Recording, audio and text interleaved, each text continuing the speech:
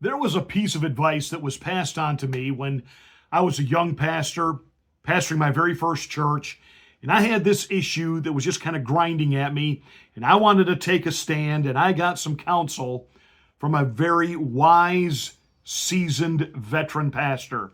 And when I told him the issue and the stand that I wanted to take, he asked me this question: is this the hill on which you want to die? I've thought about that through the years in counsel that I've given to people, in particular parents of teenagers, when they talk about their lines in the sand and things that they want to see happen in the life of the young person, and this is something that they're now going to, quote, enforce.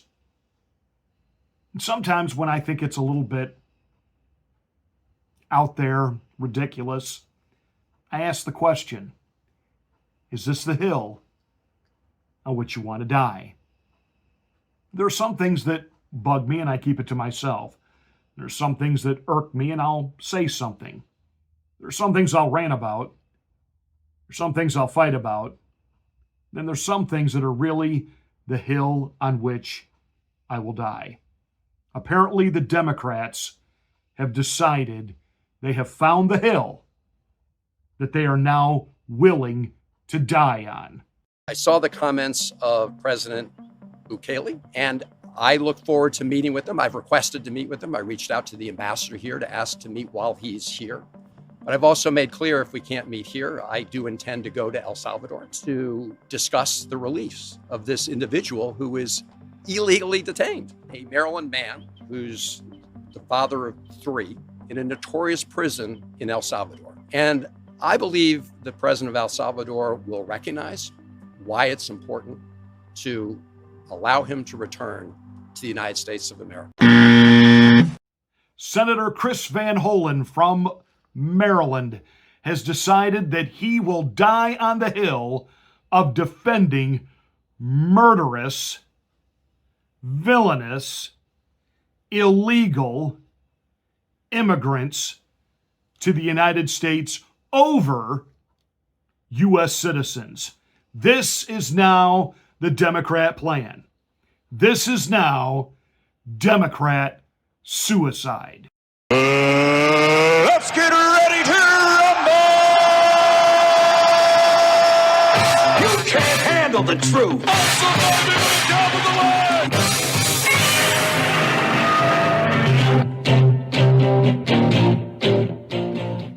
Hi, I'm Pastor Marty. Welcome to the Afternoon Drive. Make sure that you are subscribed to the channel. Once you are, smack the bell, click the word all. That will give you notification of my rants, my ravings, my undeniably flawless reasonings. Hey, please like and share this video. It's the only way that we can get the word out that we're here. Thank you so much for watching. Thank you for being a part of the Afternoon Drive.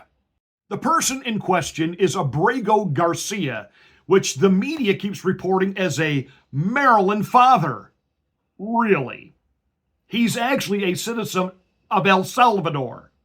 He came into this country illegally. Now, boys and girls, let's take a pop quiz, shall we? When you do something that's illegal, what do we call that?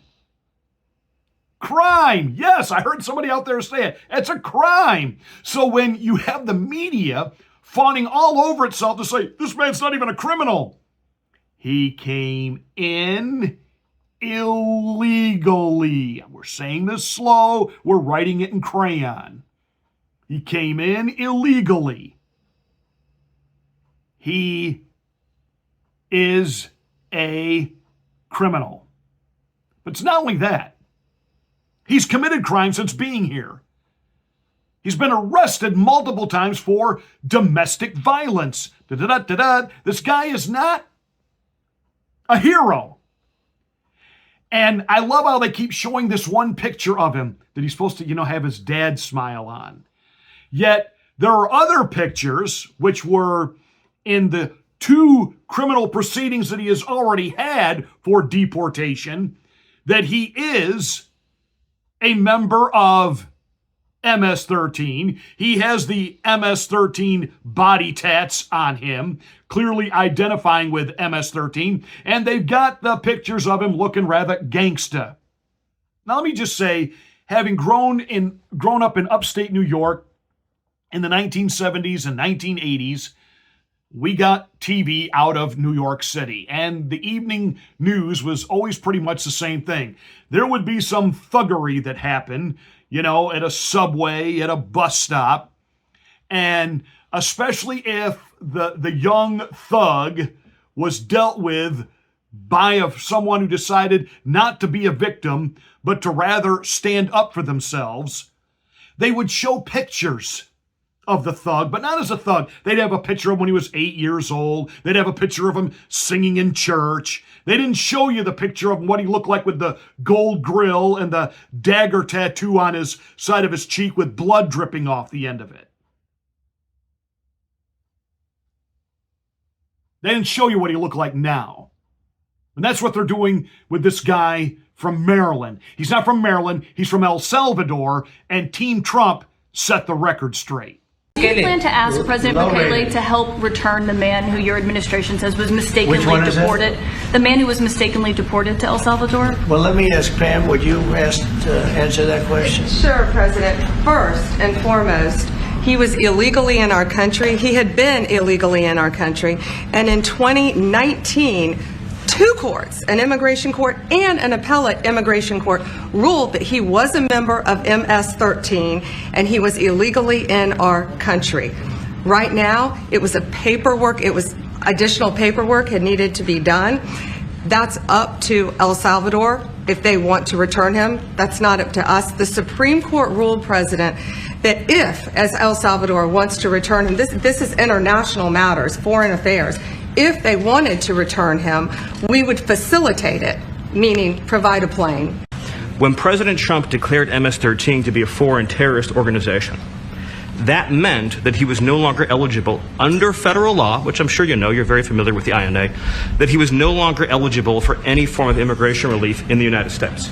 So he had a deportation order that was valid, which meant that under our law, he's not even allowed to be present in the United States and had to be returned because of the foreign terrorist designation.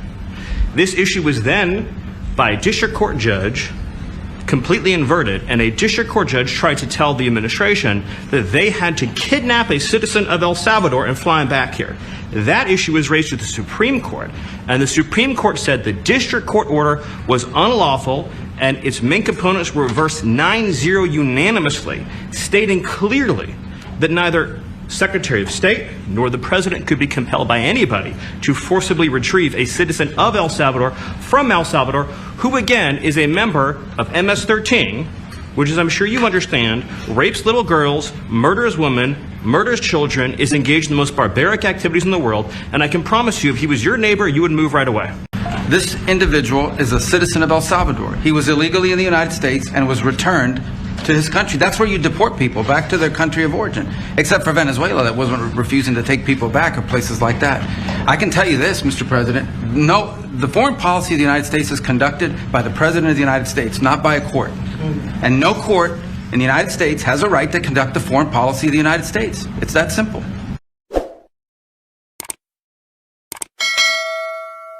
Now, CNN was absolutely incensed that Donald Trump, during that time in the Oval Office with the president of El Salvador sitting there, basically inferred that Caitlin from CNN, as well as CNN as a network, is, not really American. They're not for America. And they go, we are so for America. Really? That's why you carried the torch in the water for the phony Russia collusion, and you carried it for 2 years, and you still kind of infer to it.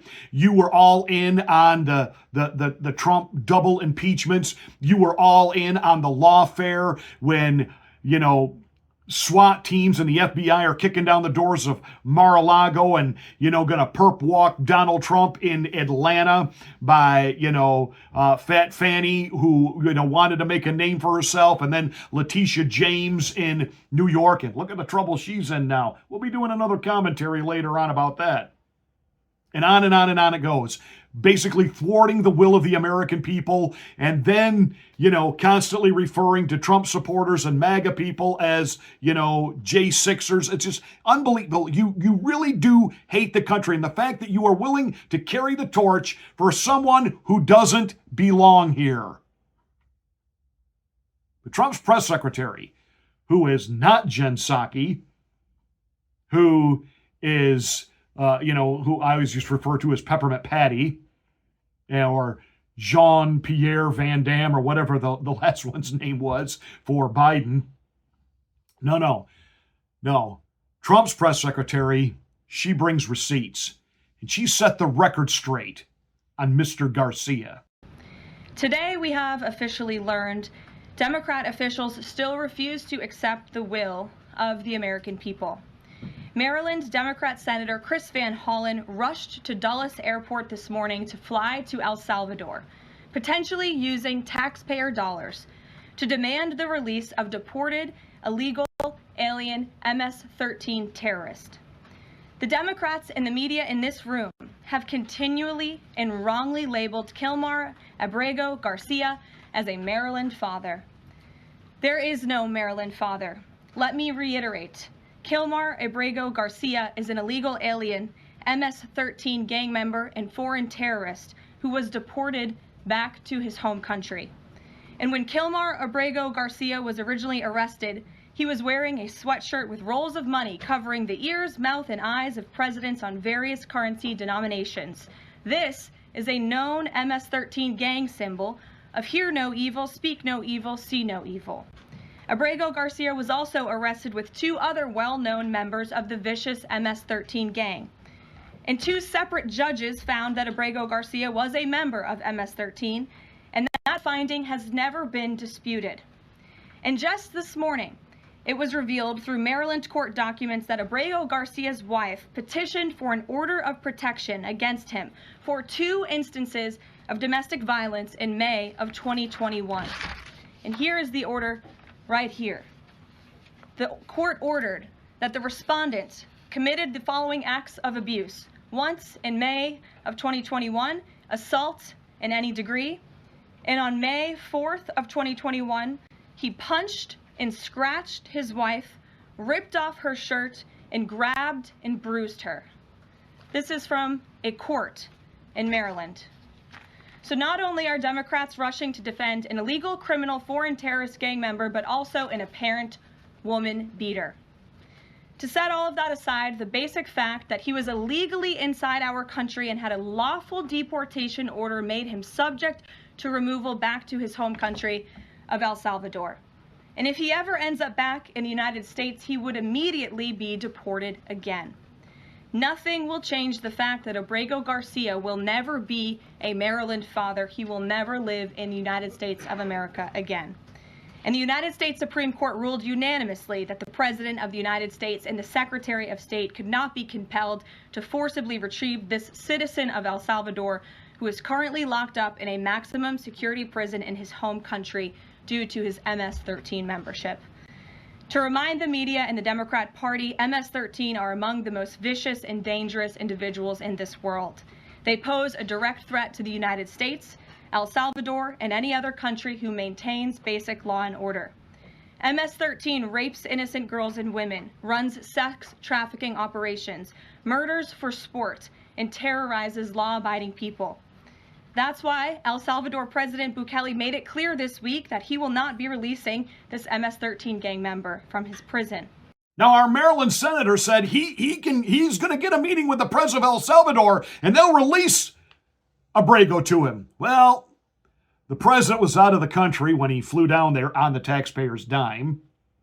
He met with the vice president who said, nah, we're not going to let you tour the prison. We're not going to let you meet with the prisoner. And no, the president's not going to meet with you. We are not giving Abrego Garcia back. To which the senator said, I will keep fighting this until I get a meeting with the president of El Salvador. Wow, it's really great that he can fight for non-citizen, non-constituents. What did the president of El Salvador have to say about all this? Can President Bukele weigh in on this? Do you plan to return him? Well, I'm supposed to be suggesting that I smuggle terrorists into the United States, right? It's always how can I return him to the United States? Like, I smuggle him into the United States, or what do I do? Of course, I'm not going to do it. It's like, the question is preposterous. How can I smuggle a terrorist into the United States. I don't have the power to return him to the United States. But you can release him inside El Salvador. Yeah, but I'm not releasing. I mean, we're not very fond of releasing terrorists into our country. I mean, we just turned the murder capital of the world into the safest country of the Western Hemisphere, and you want us to go back into the releasing criminals so we can go back to being the murder capital of the world? No, that's not going to happen. Well, they'd love to have a criminal, released into our country. I mean, there's a fascination. They would love it. Yeah. In a stroke of genius, President Trump's press secretary brought in a mom.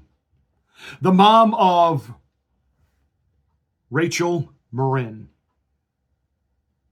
who was killed by an illegal MS-13 terrorist. Taking a hike one morning. Brutally killed, savagely killed.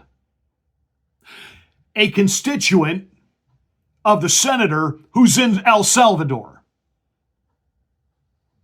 The senator barely made any contact with the family after the brutal murder of their daughter, mother of 5. But he's got time to go to El Salvador to represent another would-be, like the criminal element that killed this woman's daughter. And she makes the case to the media. Stop lying about this. Stop covering it up. Tell the American people what's really going on. It's about 5 minutes. And we're going to play it all. I'm going to let her close it out. Because in the end, as she's leaving, she turns around and she begs the media, tell the truth. A lot of you don't know the whole story about Rachel and about the crime that was committed against her. You know that Rachel's a 37-year-old mother. She has 5 children. We've walked the trail for the last 25 years that we've lived in Maryland. It's a safe place for our family. It's where we go to get a little bit of New England, because that's where we're from, New England. When she went on that trail that day, she was not planning on dying. She wasn't planning on walking to her death. She was planning on going to the grocery store with her girls afterwards. Victor Martinez, he waited for her. He waited for her to come closer. He saw her. He saw that there was nobody around. He attacked her. He dragged her 150 feet, blood gushing from her head. It left a 150-foot trail of her blood to the culverts, where he picked her up, he threw her against the wall of the tunnel, and he raped her. But before he did that, he stopped on that trail, and rocks, still stained with her blood, he used them to hammer her head against those rocks. They say at least 20 times they could count the cuts in her head. They said that when they did the autopsy, and I've seen the pictures, there's a 6-inch square in the back of her head where the skull is shattered the way that you would crush an eggshell in pieces. 3/4 of her brain hemorrhaged. Her right and left side of her face bashed in. Her beautiful face bashed in. Her head bashed in. Broken bones, fractures. He takes and he drags her some more. He drags her through the thorn bushes. She has all the scrapes and cuts on her body. There wasn't 1 inch of her body that didn't have some kind of injury, whether it's bruising, broken bones, contusions, the scratches. She had a fractured rib, fractured nose, fractured skull. And then he takes her into the tunnel and he picks her up. He throws her against the wall. Blood is gushing from her head. Her hair is soaked in blood. And they showed us pictures of her body. against the wall, outlined, the blood outlined her body, and you could see where the blood ran down around her as he was raping her. And then he threw her down and raped her some more. And then he strangled her because he didn't want her to be able to live to tell the story. They said that when they did the autopsy on her neck, that one of the things they do is they open up the neck and they look to see how far the injury is. And they went all the way down as far as an injury is possible, hemorrhaging in the muscles, because of how strong and violent the group was around her. These are the kind of people that have no compulsion. Like, to them, this is nothing. And when he was sitting in the courtroom, he actually looked like he thought he was going to be set free. There was no remorse on his face at all. This person took my daughter so violently and so gruesomely and so graphically that they sealed the pictures, because I don't want my granddaughters to see these pictures. These are the kind of criminals President Trump wants to remove from our country. These are the kind of criminals that we need to remove from our country. Why are we not protecting the American citizens? It's just common sense. Why are we not protecting our children? And to have a senator from Maryland who didn't even acknowledge or barely acknowledged my daughter and the brutal death that she endured, leaving her 5 children without a mother and now a grandbaby without a grandmother, so that he can use my taxpayer money to fly to El Salvador to bring back someone that's not even an American citizen. Why does that person have more right than I do, or my daughter, or my grandchildren? I don't understand this. Thank you. Please tell the truth. Exactly.